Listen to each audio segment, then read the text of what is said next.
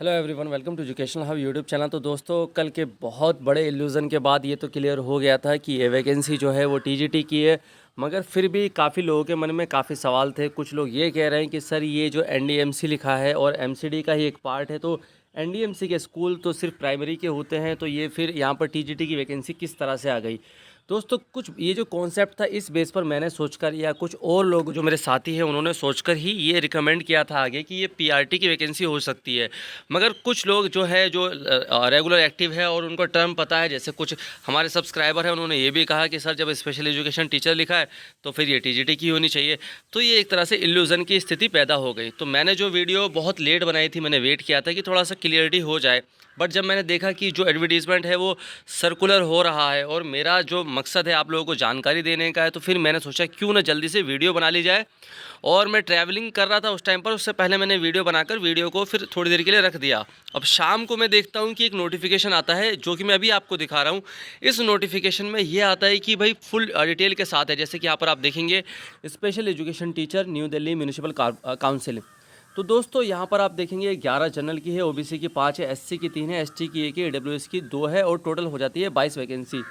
अब 22 वैकेंसी से किसी का खास भला तो होगा नहीं, क्योंकि देखो दोस्तों, टीजीटी की एक वैकेंसी दिल्ली में और आई हुई है, जो कि डीओई डिपार्टमेंट में है। वो आई है 20/22 में, 2022 में आई है। 20/22 उसका पोस्ट कोड था। एक आई है 33/23, जिसके फॉर्म अभी 2 महीने पहले भरे गए हैं। तो दोनों के एग्ज़ाम कब होंगे, सबसे पहले मैं बता देता हूँ, क्योंकि कमेंट मत करना। इन दोनों के एग्ज़ाम एक्सपेक्टेड है मई जून में 2024 के, क्योंकि जो DSSB है वो मोस्टली जनवरी फरवरी में एग्ज़ाम कनेक्ट नहीं कराता, दिसंबर जनवरी फरवरी में। तो मैं मानूंगा कि जब समर वेकेशन स्टार्ट हो जाते हैं, यानी कि समर स्टार्ट हो जाता है मई जून जुलाई, उस टाइम पर आपका एग्ज़ाम होगा। अब इस 22 वैकेंसी का जो ये फॉर्म फिल है, ये कब से होगा, तो ये होगा 21 तारीख से। आज दोस्तों 18 तारीख है, 18 नवंबर है। 21 तारीख से फॉर्म फिल का प्रोसेस स्टार्ट हो जाएगा। मैं वीडियो बना दूंगा और आप 20 दिसंबर तक फॉर्म फिल कर सकते हैं। तो जैसे किसी का रिज़ल्ट अभी आजकल में आ रहा है बीएड का, तो दोस्तों वो लोग तैयार रहेंगे। अब एलिजिबिलिटी थोड़ा सा यहाँ पर देख लेते हैं कि भाई ये किन लोगों के लिए है। Graduate with BEd special education, समझ गए, जिन लोगों ने ग्रेजुएशन कर रखी है और बीएड स्पेशल एजुकेशन कर रखी है वो एलिजिबल हैं। साथ ही साथ वो लोग जिन लोगों ने बीएड जनरल कर रखी है और 2 साल का स्पेशल का डिप्लोमा कर रखा है स्पेशल एजुकेशन में। जैसे मैं अपना एग्जांपल देता हूँ, मैंने 2 साल का स्पेशल एजुकेशन में डिप्लोमा कर रखा है, और अगर अब मैं बीएड जनरल करता हूँ, तो मेरी जो बीएड जनरल है 2 साल का डिप्लोमा स्पेशल लगाकर वो भी बीएड स्पेशल के इक्विवेलेंट हो जाती है। तो मैं भी TGT special education teacher vacancy के लिए एलिजिबल हो जाऊँगा। समझ गए। जिन लोगों ने ग्रेजुएशन के बाद बीएड करी है उनकी तो बात ही जुदा है, वो लोग तो एलिजिबल हो गए बीएड स्पेशल वाले। मगर जिन लोगों ने बीएड जनरल कर रखी है और 2 साल का स्पेशल का डिप्लोमा कर रखा है और सीटेट का पेपर 2 क्वालिफाई है, तो वो लोग एलिजिबल हो जाते हैं। अब यहाँ पर आ जाइए आगे। सेकंड पॉइंट में है कि central teacher eligibility test CTET certificate conducted by CBSE for class 6 to 8। 6 to 8 का मतलब आप समझ गए, पेपर 2, सीटेट का पेपर 2 चाहिए। और ये डीएड स्पेशल एजुकेशन, जिन लोगों ने सिर्फ डीएड स्पेशल एजुकेशन कोर्स कर रखा है, चाहे वो किसी में कर रखा है, वो लोग एलिजिबल नहीं है। एक ऊपर लाइन है, इसको भी थोड़ा सा पढ़ लेते हैं। This post is identified as suitable for PWBD BLL। ये इनकी टर्म जो भी इन्होंने दी है, थोड़ा सा पढ़ने में टाइम लग जाएगा।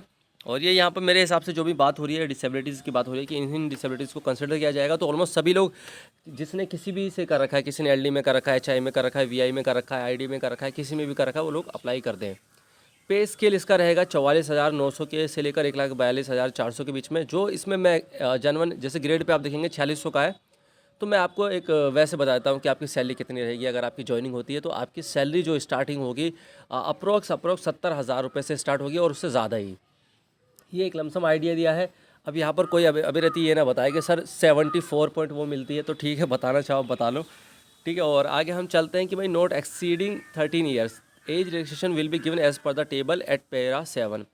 30 साल से ज़्यादा का रिलैक्सेशन नहीं, 30 साल लास्ट उम्र है, मिनिमम एज है 21 साल, और लास्ट जो है आप अप्लाई कर सकते हैं वो 30 साल तक कर सकते हैं। अब एज रिलैक्सेशन कैसे मिलेगा वो समझ लो। जो दिल्ली के ओबीसी हैं उनको दिल्ली ओबीसी के हिसाब से मिलेगा, जो SC ST है उनको SC ST के हिसाब से मिलेगा, ठीक है। अब यहाँ पर एक चीज़ और मैं बता दूँ कि जो अदर स्टेट के ओबीसी हैं वो यहाँ कैसे आवेदन करें, तो मैं उनको सलाह दूंगा कि जनरल में आवेदन करें। अदर स्टेट के जो SC ST है वो किस में आवेदन करें, तो वो SC ST में ही आवेदन कर सकते हैं, क्योंकि उनका SC ST का जो सर्टिफिकेट है वो सेंट्रल लेवल का होता है। अच्छा, इस वीडियो को शेयर करना है, बहुत शेयर करना है, क्योंकि देखो वो पहली वीडियो में जो बताया गया वो पीआरटी बताया गया, अब मैं टीजीटी बता रहा हूँ, फिर मैंने लाइव में भी बताया। मगर कुछ लोग जो ट्रोलिंग के लिए तैयार रहते हैं, कुछ ऐसे टीचर भी हैं जिनको नहीं कहना चाहिए कि वो टीचर क्या बोला जाए, वो इतनी रफ़ लैंग्वेज और इस तरह से हार्श लैंग्वेज यूज़ करते हैं, कमेंट बॉक्स में करते हैं, तो मुझे बड़ा अजीब सा लगता है। मैंने कहा यार, हम टीचर एक कम्युनिटी है, और टीचर में अगर एक किसी पर्सन से वो मिस्टेक हो रही है तो मतलब हम तो टीचर हैं ना। मतलब मैं मानता हूँ कि मेरे एक स्टूडेंट से जो डिप्लोमा कर रहा है उससे एक गलती हुई है, तो मैं उसको थोड़ी कुछ बोलूँगा, क्योंकि मैं तो खुद एक टीचर हूँ। मैं अगर बोलूँगा तो एक लैंग्वेज होगी। अगर मैं भी वही रफ़ लैंग्वेज यूज़ करूँगा जो एक शराबी यूज़ करता है, जो एक गली के नुक्कड़ पे खड़े होने वाला लड़का, आवारा लड़का यूज़ करता है, तो फिर हमारे में और उसमें क्या फ़र्क रहा। खैर वो बात दूसरी है, आप समझ पाएंगे। बस इतने ही समझाना था थोड़ा सा मुझे।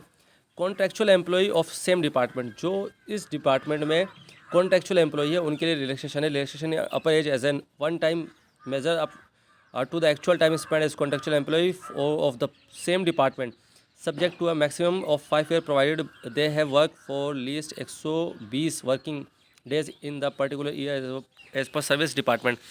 शायद ये बताना चाह रहे हैं कि 5 साल तक का मैक्सिमम रिलैक्सेशन दिया जाता है, और उनका जो वर्किंग पीरियड है वो कम से कम 120 दिन तो होना चाहिए। उसके बाद जितना भी हो तो उसके हिसाब से उनको रिलैक्सेशन मिल जाएगा। तो ये सिर्फ रिलैक्सेशन, जो एज रिलैक्सेशन की बात है, वो सिर्फ उस कैटेगरी में है जो कि जो लोग पहले डिपार्टमेंट में हैं, या फिर एससी एसटी और दिल्ली के ओबीसी, अदर स्टेट के ओबीसी, या अदर स्टेट के और भी जो है जिनका जो कास्ट सर्टिफिकेट है वो स्टेट लेवल का है, तो वो भी जनरल में आवेदन करें। क्योंकि देखो आपका सिलेक्शन अगर उस कैटेगरी में हो गया तो आपका जो ओबीसी का सर्टिफिकेट है वो जो मांगते हैं वो दिल्ली का ही कंसीडर करते हैं, अदर स्टेट का नहीं करते। तो कहेंगे जनरल में है, तो आप कहेंगे ठीक है जनरल में क्वालिफाई कर लो, मगर कहेंगे कि जब आपने ओबीसी चूज़ करा तो ओबीसी का सर्टिफिकेट दिखाना पड़ेगा। तो बहुत बड़ी दिक्कत होती है ओबीसी वालों को। ओबीसी के कैंडिडेट सिर्फ सीधा जनरल में आवेदन करें, थोड़ा भ्रम की स्थिति में ना पड़े, ठीक है। और अब आगे एक बात यहाँ पर करते हैं, अदर स्टेट ओबीसी की बात कर रहा हूँ। दिल्ली ओबीसी में ही आवेदन करें भाई, ये चीज़ समझ लेना, क्योंकि हर एक छोटी बात समझानी पड़ती है, क्योंकि कमेंट बॉक्स में वो सवाल आ जाता है।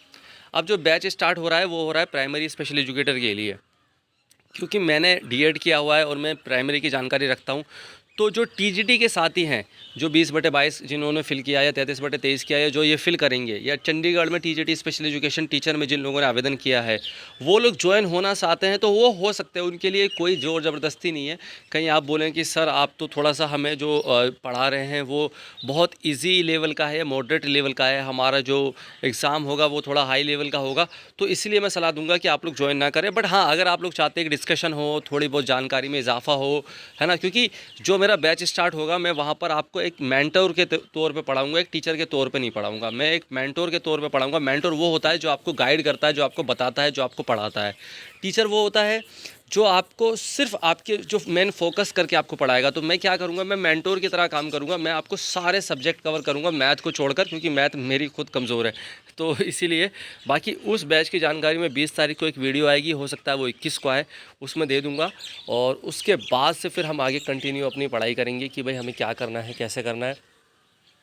तो दोस्तों ये जानकारी मुझे देनी थी। मुझे लगता है कि मैंने इस वीडियो में मैक्सिमम चीज़ें बता दी है। एग्ज़ाम होगा आपका मई जून 2024 के आसपास, है ना। एलिजिबिलिटी 30 साल, मैक्सिमम एज जो है वो 30 साल है। Maximum age, women age relaxation नहीं है इसमें, वुमेन एज रिलैक्सेशन नहीं है इसमें। जो भी आपके सवाल है कमेंट बॉक्स में पूछ सकते हैं, मैं जवाब दे दूँगा।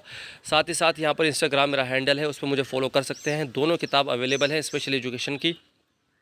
अगर आप एमसीक्यू की लेना चाहते हैं नज़र इमाम की, तो वो 420 रुपये की है। अगर आप सरो पब्लिकेशन की लेना चाहते हैं तो 600 रुपये की है। दोनों बुक अवेलेबल हैं। Thank you all of you. Keep watching, keep loving, keep supporting educational hub YouTube channel.